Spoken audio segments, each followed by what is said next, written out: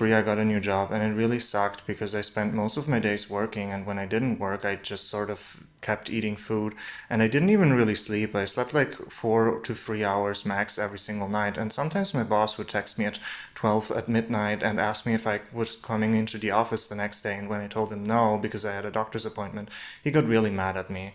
So safe to say I kind of just didn't do much except for try to treat my chronic sadness with a lot of food, and I kind of kept that habit up ever since then because, even now, usually what I do most of the day is just worry about work and money and do university stuff and work and money and university stuff.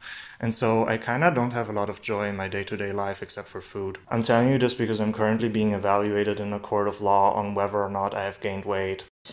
Guilty. The punishments for my crime include things like not being allowed to sweat in public and also not being allowed to eat. Because if I would do either of those things, I would be promoting an unhealthy lifestyle.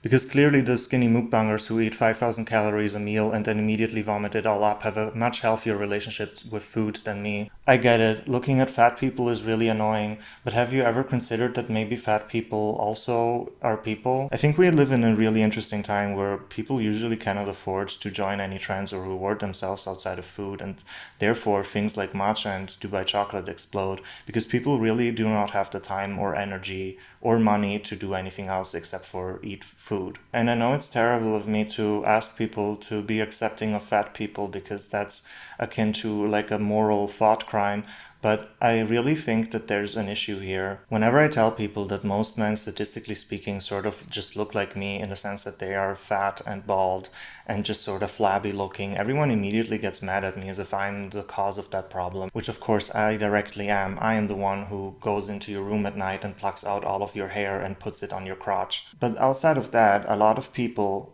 a lot of men, think that not being ripped and like a gym bro or whatever is like some sort of moral sin. I don't know if you ever heard about this, but going to the gym a lot requires a lot of money, time, and energy, and I'm going to give you 3 guesses as to which class of people cannot afford to do that. If your guess was poor people and the working class, that's wrong. It's actually lazy people, and it's completely your fault that you're not a ripped alpha male.